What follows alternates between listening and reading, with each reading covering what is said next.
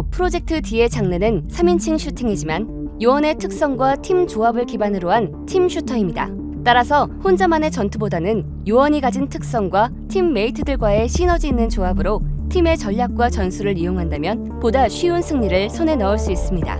여기 몇 가지 예시로 플레이를 다채롭게 진행할 수 있는 지름길을 안내해드리고자 합니다. 요원들의 특성 설명입니다. 요원들의 특성은 게임의 전황을 완전히 뒤집을 만큼의 궁극적인 성능을 가지고 있진 않지만 잘만 활용한다면 위기를 극복할 정도의 충분한 위력을 지니고 있습니다. 각 요원들의 간단한 활용법으로 예시를 설명드리도록 하겠습니다. 잭은 기본적으로 1라운드 시작과 동시에 PB 피스톨이라는 전용 권총을 지급받고 시작합니다. 이 권총의 위력은 다소 약하지만 소음기를 기본 장착하여 적을 저지할 수 있는 저지력이 강합니다. 또한 권총의 구매 비용을 세이브하는 데에도 적지 않은 역할을 합니다. 그리고 시그니처 액션으로 권총의 총알 구매 비용도 아낄 수가 있습니다. 이렇게 세이브한 코인은 업그레이드에 투자해 아군의 전투력을 높이는 데 일조할 수 있습니다. 루나는 위기의 순간에 레이나로 각성되어 일시적인 트랜스퍼 상태에 빠지게 되며 체력이 자연 회복됩니다. 이로 인해 근접전에서도 역전이 가능하므로 기동성을 가진 총기를 통해 접근전에서 적극적으로 나서도 좋겠습니다. 방탄 수리킷을 1개 정도 가지고 다닌다면 트랜스퍼 상태에서 적을 처치 후 새로 태어난 마음으로 전투에 다시 임할 수 있습니다. 차소희는 선두에서 적과 교전 중인 아군을 서포트하여 전투에 막대한 영향력을 발휘합니다. 시그니처 액션을 사용하여 아군의 체력을 치료하거나 팀원의 방탄판을 수리해줄 수 있으며 교전 중 탄약이 필요한 팀원에게 접근해 탄약 보충도 가능합니다. 뿐만 아니라 근접 교전 시 적 탐색 모드로 전환하여 가까운 엄폐물에 숨어있는 적의 위치를 노출시켜 보다 우세한 승리를 이끌 수 있습니다. 아군에게 저거넛이 있다면 저거넛 수리 지원을 통해 저거넛과 함께하는 전략에 더욱 강한 존재감을 드러낼 것입니다. 영식이는 전투에 직접적으로 참여하기보다 팀메이트들을 서포트하는 데 최적화되어 있습니다. 적을 조준하는 것만으로도 적의 위치를 아군에게 공유할 수 있으며 주위의 적을 찾아내는 시그니처 액션과 더불어 이는 모래폭풍이 부는 윈드팜 등의 레벨에서 효율적인 사용이 가능합니다. 또한 폭탄의 설치와 해체 실력이 아주 뛰어나므로 1라운드에서 빠른 설등으로 적을 교란하거나 교전을 틈타 빠르게 해제해 승리할 수도 있습니다. 니키는 7전 8기, 그녀를 설명하는 그 자체가 됩니다. 상대가 마무리하지 못하면 반복적인 부활이 가능하기 때문에 중장거리에서 전투를 하며 적을 견제해도 좋고 난전 상황에서 마무리가 안 되었다면 다시 부활을 해 적을 제압할 수도 있겠습니다.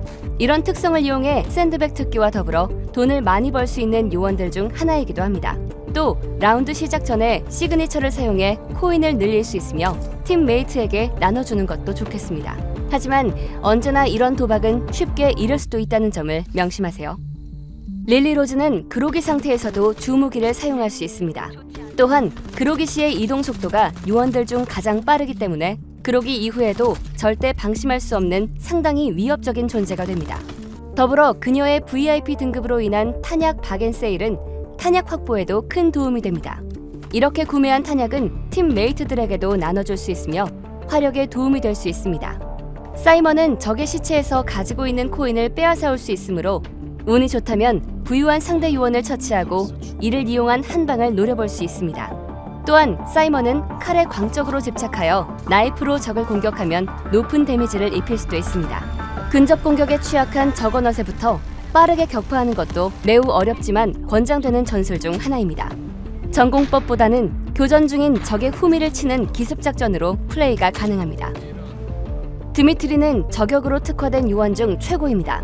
조준 중에서도 스코프에서 눈을 떼지 않는 그의 스킬은 저격총을 사용할 수 있는 시기도 빠르기 때문에 적절한 사격 위치를 찾게 된다면 저격수를 두려워하는 적의 진출을 막기에도 적합합니다. 요원들이 마음 놓고 작전을 펼칠 수 있도록 명사수의 실력을 보여줄 수 있습니다. 전장 활용법입니다. 전장은 날씨와 파괴 가능한 물체들, 그리고 지형지물의 변화 등에 의해 각각의 특성이 존재합니다. 날씨의 변화는 미니맵 우측 상단에 표시되는 날씨 아이콘으로 이번 라운드에 어떤 날씨가 동작할지 예상할 수 있습니다. 또 자기장이 있는 경우 자기장 밖에 설치를 해 적의 해제를 어렵게 하는 것도 전장에서 공통적으로 쓰이는 주요 전술 중 하나입니다. 점프, 파쿠르, 클라이밍하는 방법입니다. 스페이스바로 기본 점프가 가능하며 넓은 공간을 뛰어넘고 싶으시다면 스페이스바 유지로 다양한 롱 점프를 통해 적이 안전하다고 생각하던 공간을 뛰어넘어가 기습 공격이 가능합니다. 스페이스바로는 점프뿐만 아니라 난간, 박스나 임시 벽과 같은 높은 벽을 타고 오르거나 넘을 수도 있으며 점프로 아슬아슬한 공간을 뛰어넘다 거리가 부족하더라도 손으로 잡아 오를 수 있습니다. 적이 예측하지 못하는 입체적인 공간 침투 전략으로 자신만의 루트를 만들어 보시기 바랍니다. 중요한 정보 하나, 높은 장소를 연속으로 오르고 싶을 때 스페이스바를 여러 번 누르지 않고 누른 상태를 유지만 하더라도 빠르게 오를 수 있습니다. 구르기 방법입니다. 프로젝트 D는 전투 과정에서 구르기를 가장 많이 사용합니다. 구르기 액션 기본값인 Shift나 마우스 엄지 버튼을 눌러 사용이 가능하며 구르기만 마스터해도 1대 다수의 싸움에서 우위점을 가져가실 수 있습니다.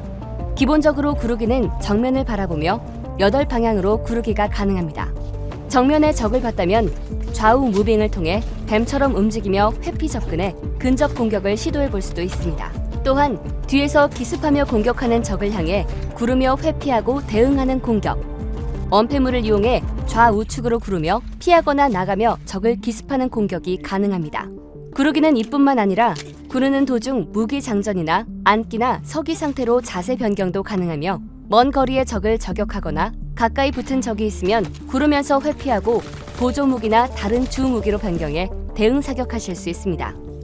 마지막으로 난간이나 건물 외벽 근처에서 구르기를 누른 상태로 유지하고 있다면 떨어지지 않고 매달리기 액션으로 연결되며 회피해서 매달리기 클라이밍 상태로 전환됩니다.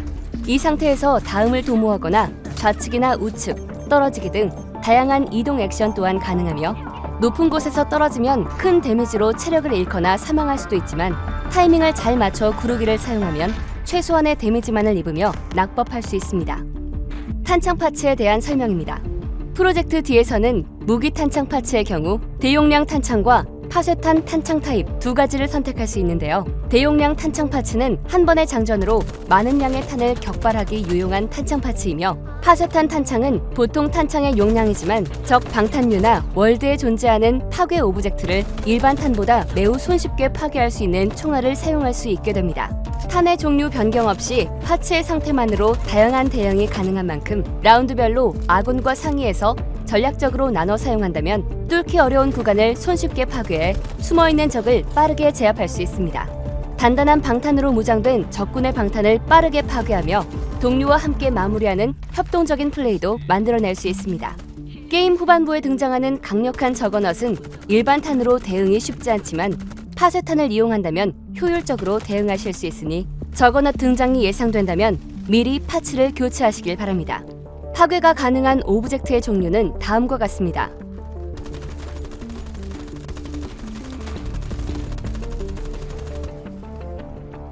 다음은 조준경 파츠 중에서 열화상에 대한 설명입니다. 열화상 조준경은 4배율을 가지고 있으며 기능적으로 어두운 지역이나 윈드팜의 모래폭풍과 같은 악조건 상황 속에서도 사람을 식별할 수 있습니다. 라운드별 환경 조건에 맞춰 배율을 변경해준다면 효율적인 무기 운영이 가능하니 꼭 한 번씩은 상점 이용 시간에 파츠를 교체하시기 바랍니다. 조준경 파츠를 사용하기 위해서는 화기 업그레이드를 2단계까지 완료되어야 한다는 점 참고하시기 바랍니다.